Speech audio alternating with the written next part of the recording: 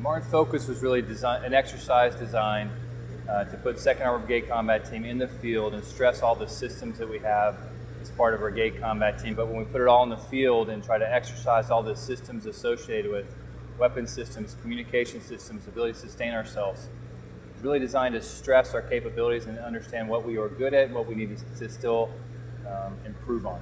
It was a great event to allow us to see what we were good at and what we still needed to be better at. And I think we approached it from the perspective of, let's be good at 4 things, let's work on those 4 things decisively and figure out how we can make them better every single day. And the whole idea was at all echelons, from the small unit through the brigade, to just get a little bit better at certain things every single day. I think we took that and it really bubbles into the idea of overall creating a more ready brigade for the Army. I think it's a great experience because I think that's where the world's going. I think near-peer and peer-related capabilities are out there now. The next time we get involved into a major conflict, I think we're going to see those, and I think we have to start to experience those at all levels so we start to appreciate the dynamics and the strains of what we are going to have to face.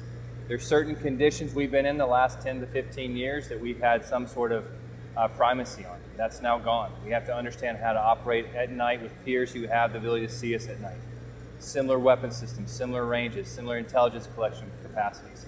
All those are things, combine that with the ability for them to strike us from the air. Those are things we haven't done in a long time, so it's good for us to understand and appreciate what that means, I think, for us as a brigade, but learn as an Army how we can do those things in the future. We had a lot of work to do.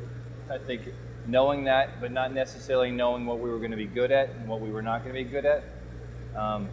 Try to narrow it down to really 4 things. Have the ability to have shared understanding across the brigade. Does everybody know what's going on, and can everybody communicate?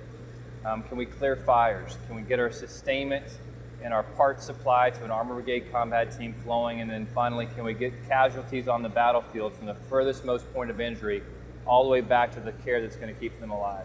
Those 4 things are really what we try to focus on, and those were the things we were most concerned about. I think we made the most progress throughout Marne Focus on.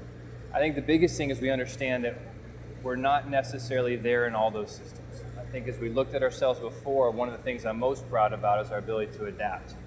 I think we saw something, we thought it might work, we tried it out, it didn't work, and we weren't afraid to change. I think all that wrapped into small units can go close with and destroy the enemy, leaders who can lead, but bottom line is an organization that has the capacity to adapt to an ever-changing environment is really what we saw. We thought we were going to enter a certain environment, we entered an environment that was a little bit different, we changed, and we grew, and that's what I'm most proud of, I think, and was most different from when we started as we come out of it. If you ever want to be proud of soldiers, go watch them in the field performing day and night, tired, cold, and hungry. There's nothing better than seeing the United States Army soldier with his non-commissioned officer leading them. That is the premier aspect of what we do as an organization. It was the best part about what we saw and continue to see in the Army. I'm proud of them. I'm proud of them. Every day they get a little bit better. They humble me with how hard they work, and we have their back as we move forward.